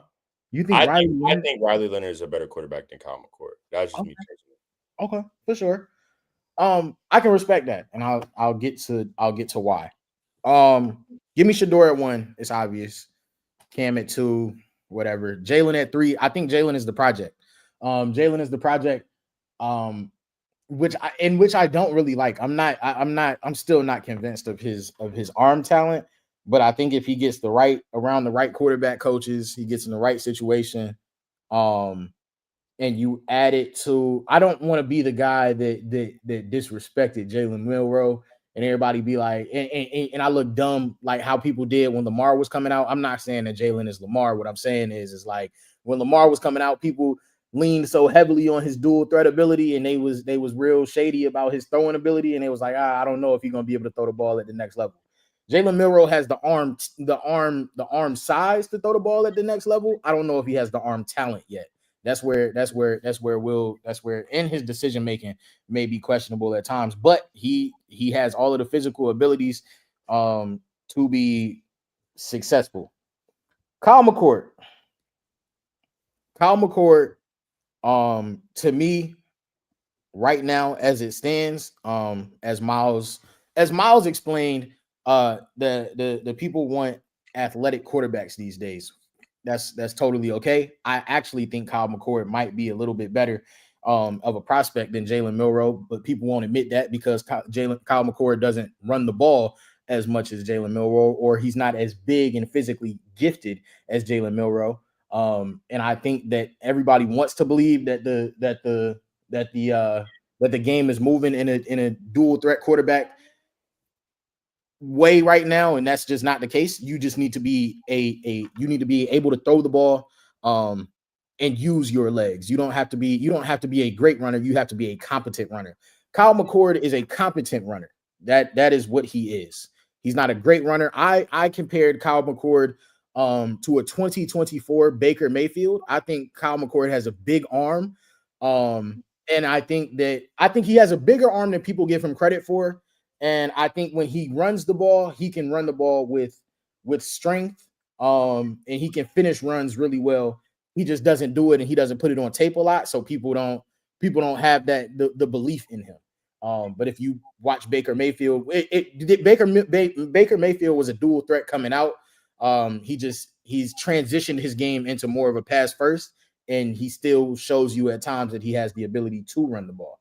That's how I feel. That's why I put emphasis on Baker Mayfield 2024, the later stages of Baker Mayfield's career. I end with Jackson Dart. I don't like Jackson Dart, but I think this is not a quarterback heavy draft. And of the not very good QBs that fall out of the top 5, I think Jackson Dart is the best of that crew. I lost faith in Jackson Dart after that Florida, I think it was the Florida game. Like 3 straight picks, something like that. Yeah, it was nasty. And that was terrible, bro. Yeah. So people will listen to this. People will listen to this and be like, and I'm disclaimer, people are gonna listen to this and they're gonna be like, oh, you lost faith in Jackson Dart after that game. What about Kyle McCord in the Pitt game? Oh well, it is what it is. It is what it is. It's my preference. Jackson Dart, I believe he was the product of a very good system. And people gonna say what they want about Lane. Like that. That's wicked. That's how you just gonna leave that like that. Yeah, it is what it is. That's my preference. I don't care. Lane, I think Jackson Dart was the product of a very good system in Lane Kiffin. Like, come on, bro. He had all he had to do was just shoot deep shots and then run a little bit. That's all he did. He had everything. He didn't really got to process much. It's like he had everything he needed around him. Kyle McCord left Ohio State and still this is all I'm saying. Kyle McCord left Ohio State and still led P4s in passing yards and everything else. And had people that aren't even being talked about or weren't being talked about as top level wide receivers and tight ends and such. Arondé Gadsden, maybe. Outside of that, nobody was talking about LaQuint Allen. Nobody was talking about Jackson Meeks. Nobody was talking about none of these guys that Kyle McCord came and damn near put on the map. So why did he leave? But my thing is like, why did he leave Ohio State to begin with? I'm gonna answer your question, and I think it's crazy. If we go down the list, when's the last time Ohio State beat Michigan, P? They ain't beat him in 4 years. My point exactly. Of all, Kyle McCord. What's that got to do with why he left Ohio State? Because that's why he left. He didn't win. He didn't win, and people didn't think he was a competent enough Ohio State quarterback. I'm a victim of that. I didn't believe that he was good enough at Ohio State, and it's fair. He wasn't. That was his first year starting. If he wasn't good enough at Ohio State, you think he about to be good enough in the pros? And he came and led all P4s in major statistics. Yeah, versus all bad defenses. All right, man. Cool. Whatever. That's all I'm saying. He left. He didn't leave. They let what's his name? Ryan Day told him to go. And that's okay. No, there's a reason why. This is my point though. Y'all do Cam Ward. Come on. Yeah, let's talk about Miami's defense. He outdoed Miami's defense. He outdoed Miami. I didn't care. I'm just saying, we're talking about a guy who is at the pinnacle of football, of college football. This is my point. They get a new quarterback who's also in the same draft. They win a national championship with that quarterback. Hold on. Because let's get to that. Will Howard had the second chance of a lifetime. He wasn't supposed to make the college football playoff. He makes the college football playoff this year because it's a 12-team playoff. Kyle McCord didn't lose to anybody other than Michigan that year. Kyle McCord, if this was a 12-team playoff, would have had the same opportunity, the same second chance to make the college football playoff. Did he have that same opportunity in Syracuse? Huh? Did he have the same opportunity to make the college football playoff in Syracuse? Come on, bro. He wasn't even. No. Syracuse to Ohio State. No. Y'all was rolling in Syracuse. They was winning. What happened? What you mean? No. You know what what happened? He had the same opportunity in a lesser conference to make the college football playoff. Or no pit, we was not making the playoff, and you know that. Why? That question is if why? The pit or no pit, and you know we wasn't making the playoff. Why? If you even have the ability to ask that question, you know we wasn't making the playoff. Whether or not that's not true. That's a bad take. That's a bad comeback. He wasn't even walking into that game. Y'all had the same chance as SMU. He wasn't even. They had the same chance in the ACC as all these other teams. We wasn't even. Why did they make it in? Huh? We wasn't even ranked walking into that game. But I'm saying though, did y'all win that game? No, but we wasn't. If y'all would have won that game, what would have happened? We wasn't ranked walking into that game. Into the game. But if y'all would have left the game with a win, what would have happened? We would have made it to number 25. Y'all would have continued that process of being a college football playoff team. No. If y'all go win the ACC, what happens? What do you do? Win the ACC pick? Come on, bro. P, hey, Miles. Am I saying if Syracuse wins that game and they win the ACC, if you win the ACC, you get an automatic bid. You automatically get a chance in the college football playoffs.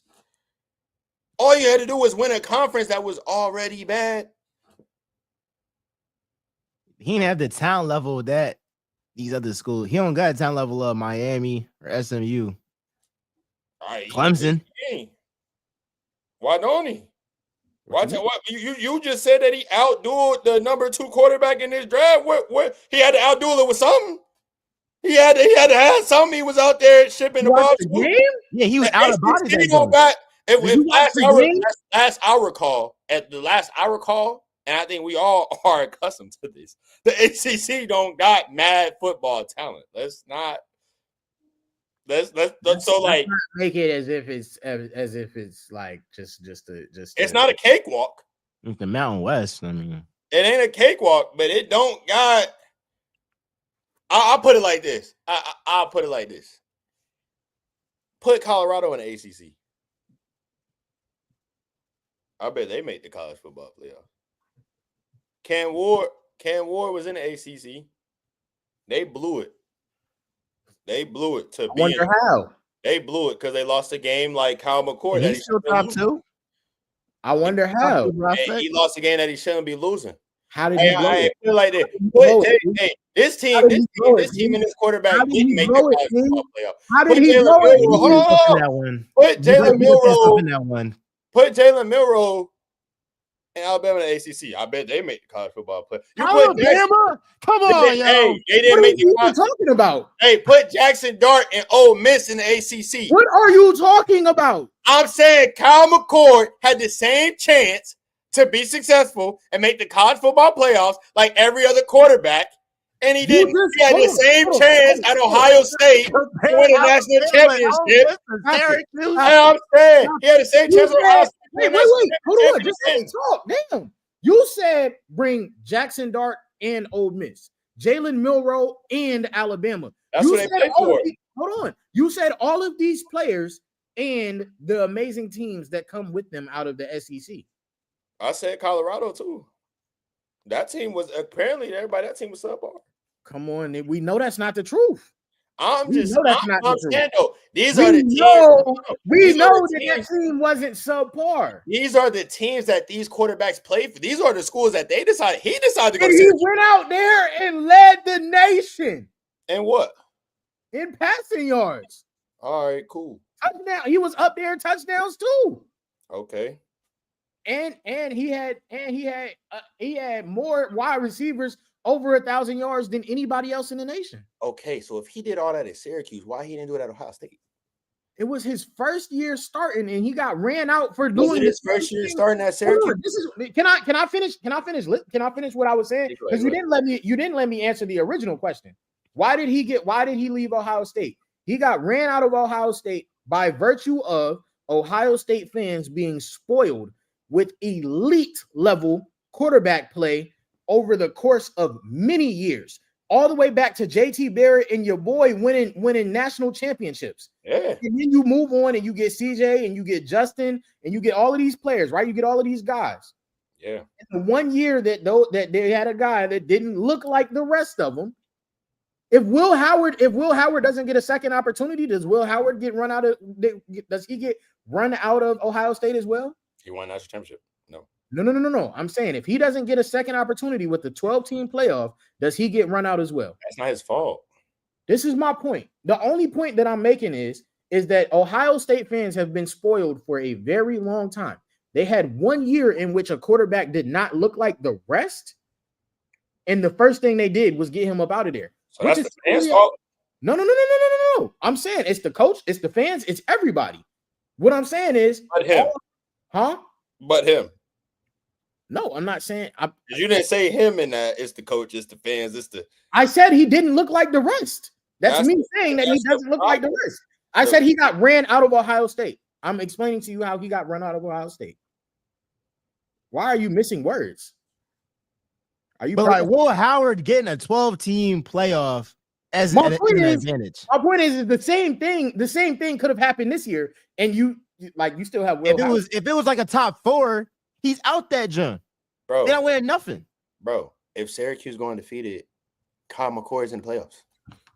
He had the same 12-team playoff that Will Howard had. He had the same 12-team playoff that Will Howard had. Come on, bro. You're ridiculous. You made SMU got in with a loss. You've made a lot of bad takes today.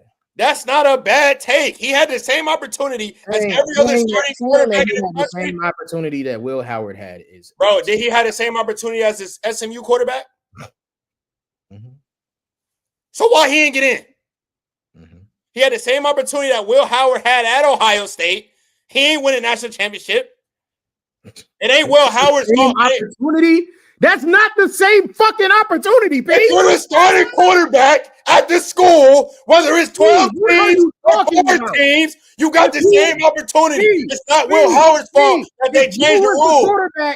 If you was the quarterback at Ohio State and you had a 4-team playoff, in the next year, the quarterback that replaced you had a 12-team playoff. That's not my fault. He lost more games than you. He lost more games than you. He lost more games than you, and he still made the playoff. And you said, "Oh, we had the same opportunity." You would not be saying we had the same opportunity. Will Howard lost more games in one season. What you mean he lost more games? He only lost 1 game.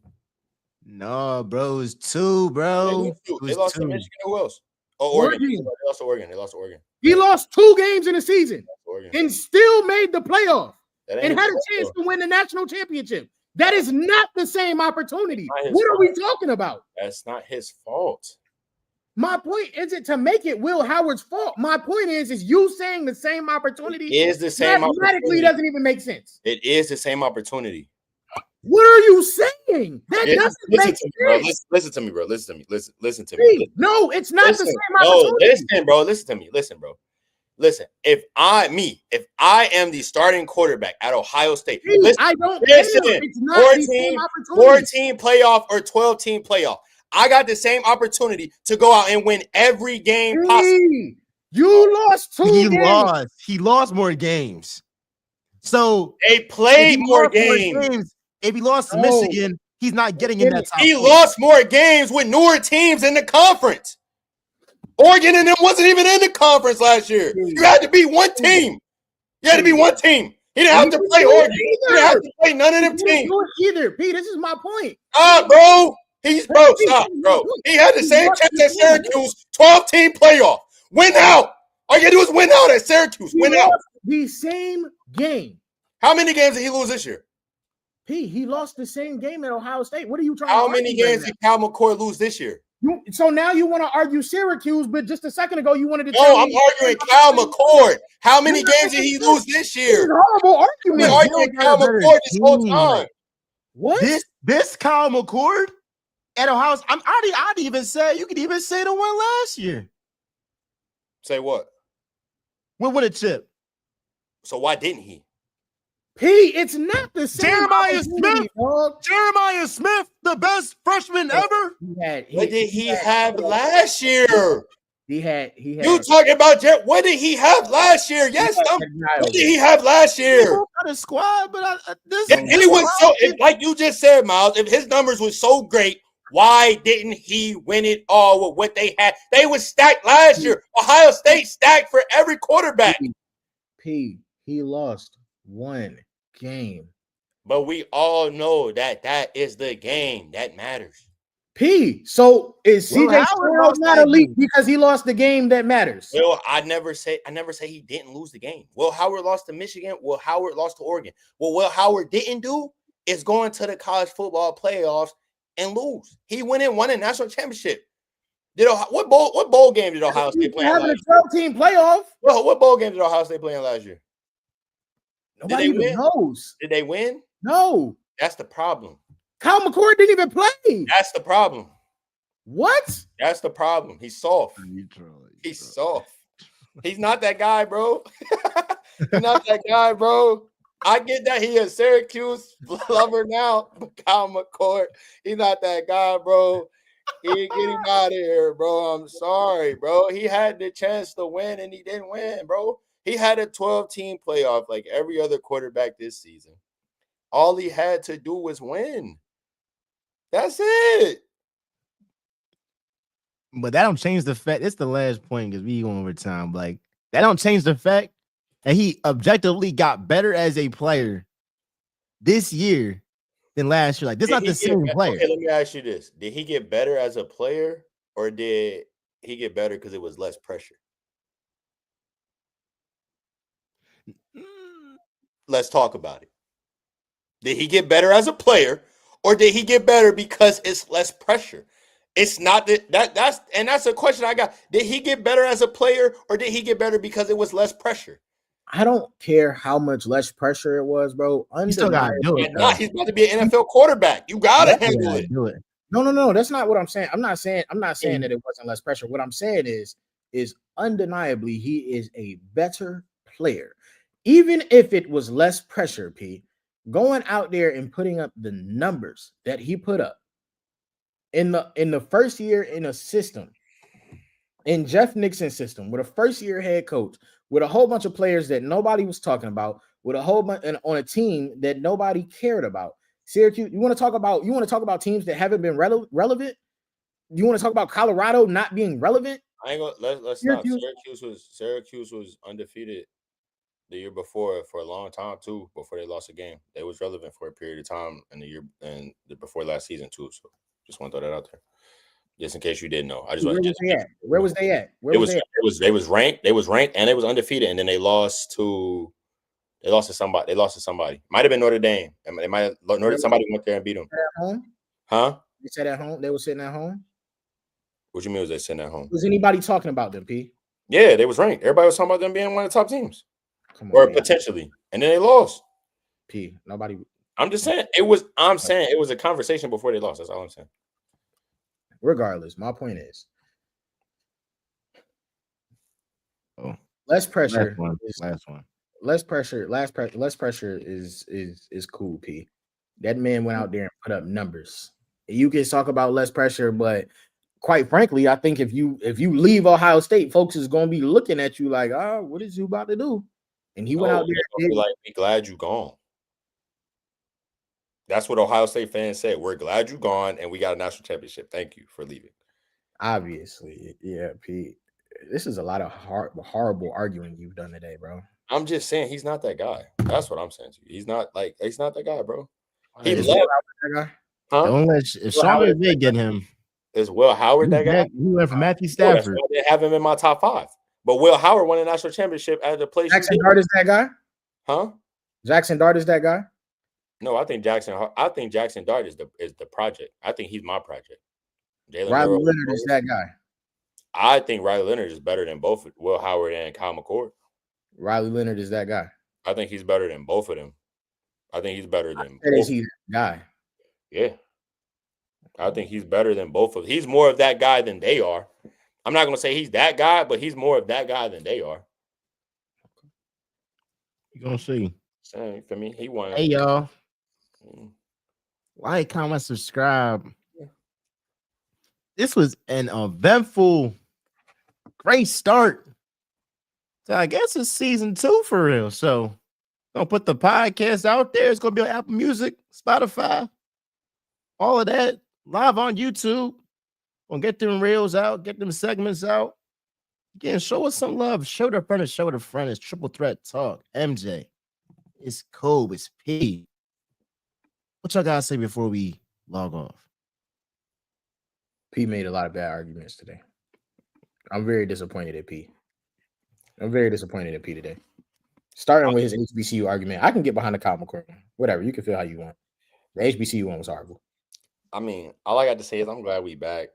Me personally, it's good. It's good to be back. It's good to rap with y'all. The Boston Celtics are going to go back to back. LeBron James at 40 had a wonderful season, and they most definitely should have their jerseys retired. But yeah, man, I'm glad to be back with y'all, bro. And Cooper Flag is amazing. I just want to get that out there. I hope he goes back to Duke for another year. And shout out to the WNBA for their draft that's going on tonight. Shout out Paige, number 1 pick. Everybody knew that. I think Georgia Amore is going to be really special. Got some good stuff. Yeah, love y'all. Appreciate y'all. Triple Threat Talk. We going up this season. Peace.